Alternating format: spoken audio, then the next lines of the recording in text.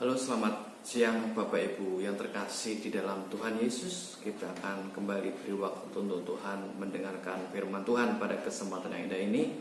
Sebelumnya kita akan berdoa terlebih dahulu. Bapa yang baik, Tuhan Yesus Kristus, kami datang kepadamu di saat ini memohon berkat anugerah-Mu atas kami, sehingga setiap firman yang kami terima boleh kami kerjakan dengan baik, dan ajari kami untuk semakin hari semakin hidup seturut dengan kebenaran firman-Mu. Dalam nama Yesus kami terima firman-Mu. Haleluya, amin.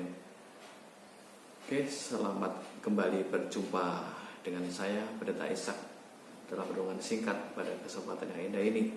Saya akan mengajak kita membaca dan merenungkan firman Tuhan yang saya akan ambil dalam kitab Filipi pasal 3 ayat ke-18.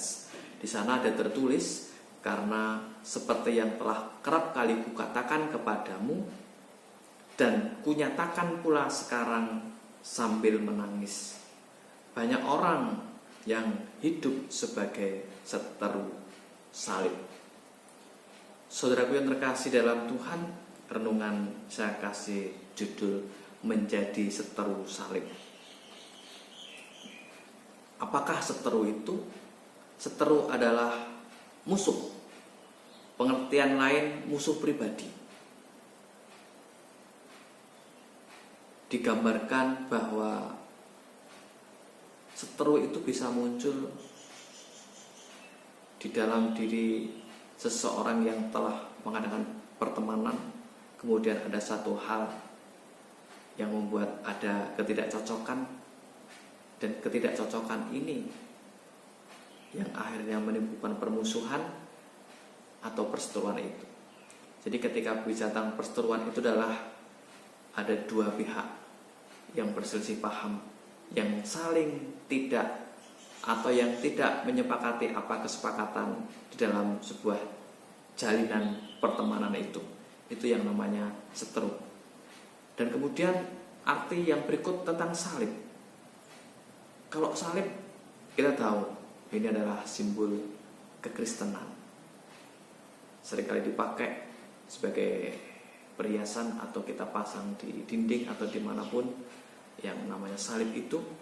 Namun sendiri salib saya artikan sebagai simbol penderitaan, dan juga yang kedua perdamaian Allah dengan manusia.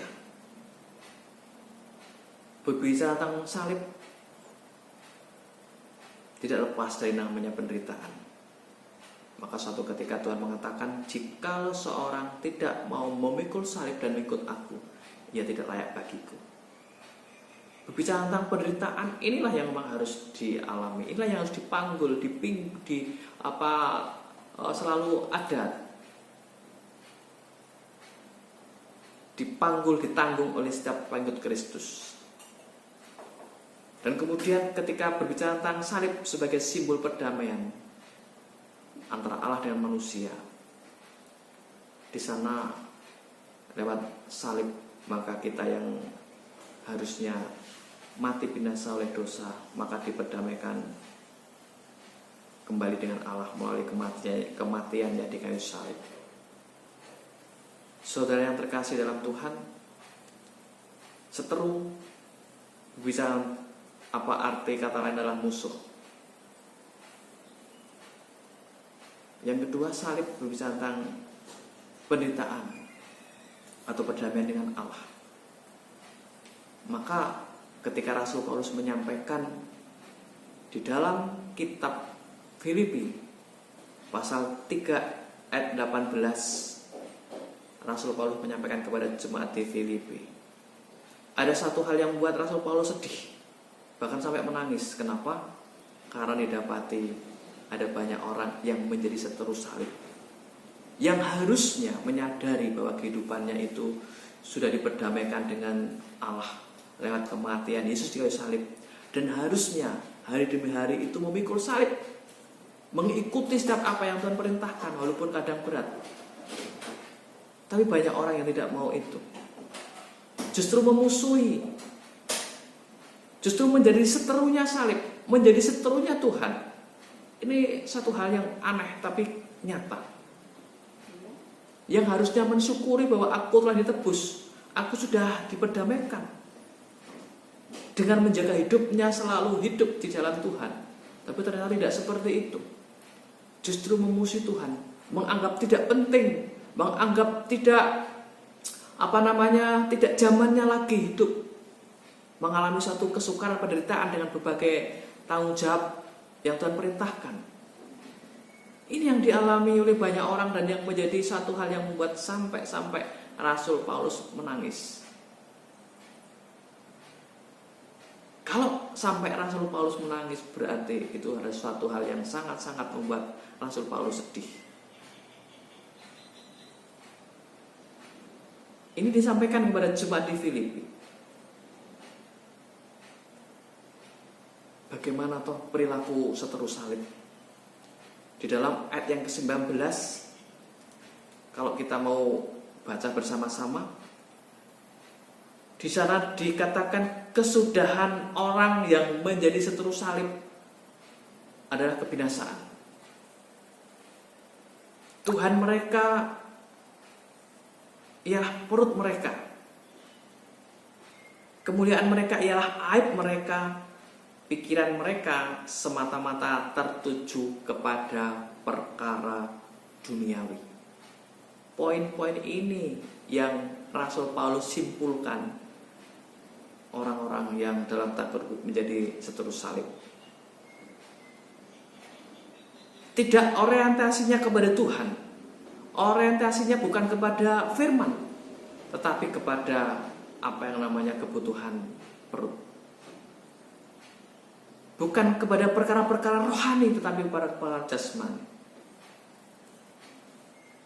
Lebih melayani keinginan daging mereka daripada menjadi hamba Allah, menjadi pelaku firman. Berpikirnya hanya kepada hal-hal yang sifatnya untung rugi, lahiriah, dan bukan rohaniah. Rasul Paulus melabeli orang-orang semacam ini adalah seteru salib, dan membuat Rasul Paulus menangis. Rasul Paulus sebelumnya di ayat yang ke-17 mengatakan, ikutilah teladanku dan perhatikanlah mereka. Rasul Paulus membuka diri. Rasul Paulus seperti halnya kita, pernah kekurangan, pernah mengalami kesulitan, ketelanjangan dan sebagainya, pernah mengalami yang namanya lapar. Namun demikian Rasul Paulus tetap memegang komitmen untuk hidup. Setelah mengalami perjumpaan dengan Tuhan, membangun ketaatan, membangun kesetiaan dan hidup seturut dengan apa yang Tuhan perintahkan. Demikian pun ketika Rasul Paulus mulai mendidik yang namanya Timotius dan Epaphroditus. Rasul Paulus mendapati kehidupan Timotius dan Epaphroditus juga menjadi seorang yang layak untuk dicermati, layak untuk diambil contoh. Karena mereka hidup berpadan dengan Injil Kristus. Arti kata berpadan di dalam kitab bahasa Indonesia masa kini dituliskan bahwa menuruti setiap tuntutan-tuntutan Injil. Injil punya tuntutan, Injil punya perintah-perintah yang harus dituruti, dan itulah yang namanya hidup berpadan dengan Injil Kristus. Nuruti setiap apa yang difirmankan, nuruti setiap apa yang dituntut oleh Injil. Saudara yang terkasih dalam Tuhan, tidak ada pilihan lain bagi setiap kita kecuali menyadari bahwa hidup kita itu hidup yang sudah diperdamaikan, yang harusnya berakrab-akrab dengan Tuhan, berakrab-akrab dengan firman, memperlihatkan bagaimana kita menjadi pribadi yang taat akan setiap perintah Tuhan.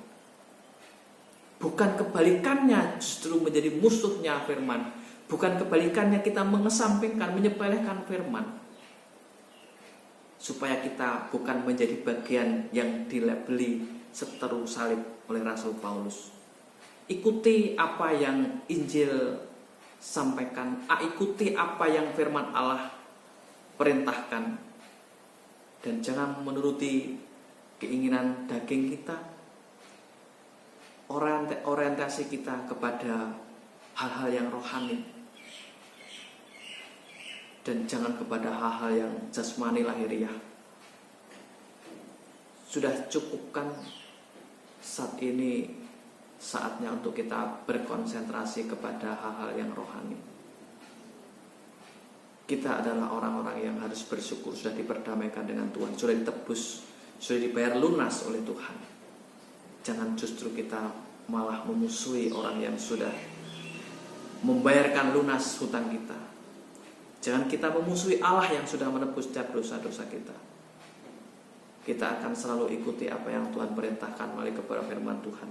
Ikuti teladan Rasul Paulus, ikuti apa yang dilakukan oleh Timotius dan Epaphroditus, sehingga kita bukan menjadi bagian yang membuat Rasul Paulus menangis, bukan menjadi bagian yang membuat Yesus bersedih ketika melihat setiap kita. Namun kita akan memperlihatkan kehidupan yang hidup sesuai dan berpadan dengan kebenaran firman Tuhan. Tidak saya perpanjang renungan pada kesempatan yang indah ini. Sampai ketemu di kesempatan yang lain. Tetap semangat. Tuhan Yesus memberkati kita semua. Sampai jumpa.